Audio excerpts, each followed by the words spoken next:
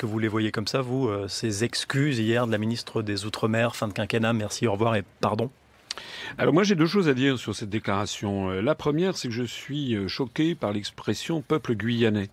Il n'y a pas de peuple guyanais dans la République. Il y a un peuple français. Vous vous rappelez que lorsqu'il y a un certain nombre d'années, il avait été question d'un projet de loi avec peuple corse, ça avait été retoqué par le Conseil constitutionnel qui avait refusé cette expression. Donc c'est un peu contradictoire d'évoquer la République française et de parler du peuple guyanais. La deuxième chose que je voudrais dire, c'est que ces excuses sont en partie largement justifiées parce que effectivement, la République ne fait pas son devoir en Guyane. Il y a un programme de 500 millions d'euros qui avait été annoncé notamment pour des collèges sur 10 ans, parce qu'il y a une très forte, démographie étudiante et de collégiens. Le premier volet devait être de 60 millions d'euros. Rien n'a été versé. Voilà. Alors moi, ce que je voudrais dire quand même, c'est qu'au même moment, la France verse 9 milliards d'euros de plus à l'Union européenne qu'elle n'en reçoit.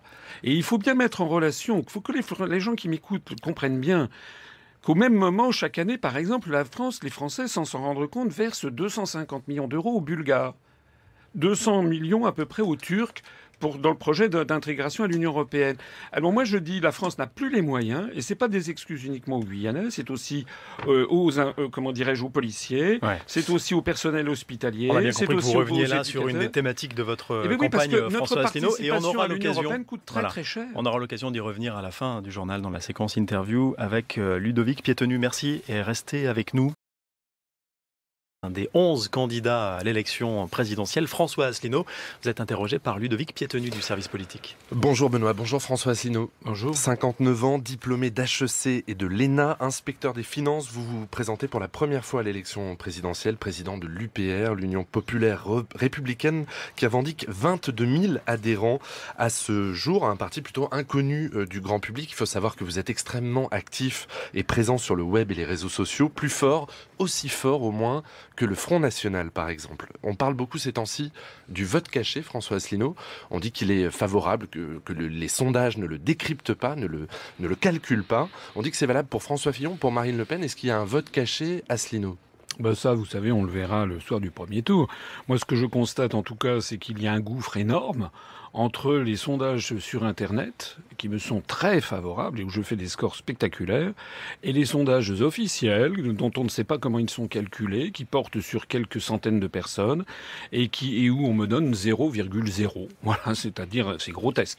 Le 25 mars dernier, nous avons réuni 6500 personnes, je dis bien 6500. C'était votre meeting parisien. C'était le meeting pour les 10 ans de l'UPR, avec non seulement il y avait énormément de monde dans un lieu où, au moment de la primaire du Parti socialiste, le 3 décembre précédent, pour la belle Alliance populaire, ils avaient fait à peu près 2500 personnes. C'était début décembre, c'était assez sinistre. Voilà, c'était assez sinistre. Monsieur Fillon avait rassemblé à peu près... quoi alors vous, il y a de l'engouement, qui sont vos électeurs? Oui, parce que non seulement il y avait beaucoup de monde, mais il y avait une ferveur extraordinaire. D'ailleurs, les personnes qui sont intéressées, je leur suggère d'aller sur notre site upr.fr et ils verront justement les images de ce meeting qui, soit dit en passant, images qui n'ont pas du tout été rediffusées par les grands médias. Alors, dans ces images, je les ai regardées, on vous interviewez des gens qui sont venus, des Français plutôt abstentionnistes habituellement, pour qui c'est souvent leur premier meeting. Il y a beaucoup d'abstentionnistes, beaucoup de gens déçus de tous les partis, avec peut-être une majorité de gens de gauche d'ailleurs, qui sont venus et qui sont très contents de voir un parti politique... Vous politisez les gens, vous mobilisez sur Internet. Qui réhabilite la politique, mais la vraie politique, c'est-à-dire en allant au fond des choses, en arrêtant de faire des slogans marketing, en posant les vrais problèmes avec le sens des responsabilités. Vous savez, moi j'ai l'impression d'être le seul responsable dans cette campagne. Un responsable, étymologiquement, c'est celui qui a une réponse. Les autres, ce sont lancés des propositions marketing qui n'ont ni queue ni tête. Des petites phrases, des punchlines. Et qui sont de toute façon, tous les programmes des autres sont inapplicables dans le cadre des traités européens. Les gens le disent aussi dans cette vidéo, ils regardent vos vidéos sur le web depuis 1 an, 2 ans. Ces vidéos, ce sont des conférences qui durent parfois des heures, où vous parlez seul, face caméra. Est-ce que vous assumez le côté pédago-gourou ?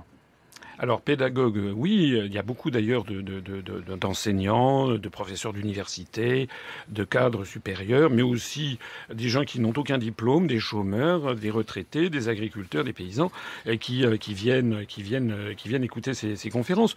Gourou, je refuse ce terme de gourou, parce que gourou, ça voudrait dire que ce que je dis, j'exigerais comment dirais-je, une obéissance à ma personne. Non, moi je présente en permanence des documents irréfutables. Le problème qui se pose, c'est qu'on ne répond jamais à mes arguments. Lorsque je montre, par exemple, il y a bientôt rapport... le débat, hein. Mardi prochain, le débat. Ça sera pas un débat. Ça télé. sera pas un débat. Il y aura chacun, on aura 1 minute 30 secondes toutes les 50 minutes, et ça sera des questions avec un journaliste. Il y aura pas de vrai débat. On ne va jamais au fond des choses. Et vous savez, c'est un grand tort vis-à-vis des électeurs, parce que beaucoup des électeurs, y compris des maires qui m'ont parrainé, voudraient savoir ce qu'on me répond. Quand je dis, par exemple, que la France verse 9 milliards d'euros de plus chaque année à l'Union européenne, que nous n'avons plus les moyens de participer à ce système, on ne me répond rien. Quand je dis que le différentiel de compétitivité entre la France et l'Allemagne s'est accru de 21% depuis 1999 et que nous ne pouvons plus avoir la même monnaie, que nous allons tous dans le mur, on ne me répond rien. Donc vous dites sortir de l'euro, sortir de l'Union européenne, ce sont les deux choses que vous prenez. Et sortir de l'OTAN également, puisque les Français ne reconnaissent plus la France. Nous sommes devenus un pays satellite de Washington, comme jadis les pays de l'Est étaient satellites de Moscou. Est-ce que si vous êtes le seul à parler de Frexit, c'est bien que cette idée n'est pas populaire, peut-être, dans le pays. Mais écoutez, moi je ne fais pas de la politique par vanité. Et si elle n'est pas populaire, c'est parce que je n'ai pas eu accès aux médias. Maintenant, ça change effectivement avec cette élection présidentielle. Mais moi, je ne fais pas ça pour être élu à tout prix.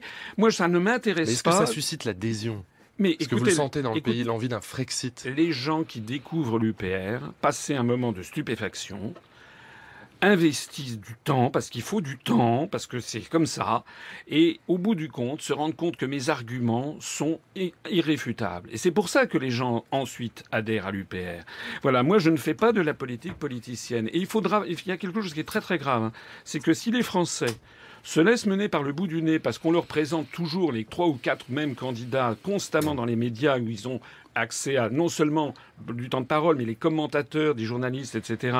Si on leur présente ça sans faire attention au fond des choses, on se donne rendez-vous dans 6 mois, vous verrez que la France sera à feu et à sang et les Français diront « Mince, j'ai encore été comment dirais-je, trompé, leurs promesses ne sont pas remplies. » Moi, j'explique pourquoi ils ne pourront pas remplir les promesses qu'ils font. Elles sont contraires aux traités européens.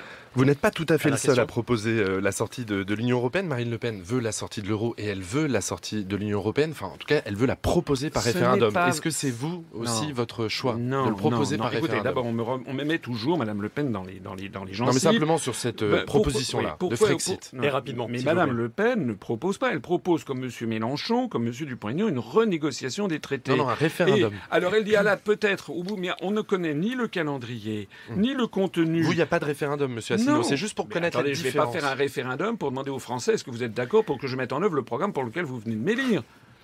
Merci. Donc la proposition est claire. Merci François Asselineau d'avoir répondu à notre invitation aujourd'hui. Merci Ludovic Piétenu.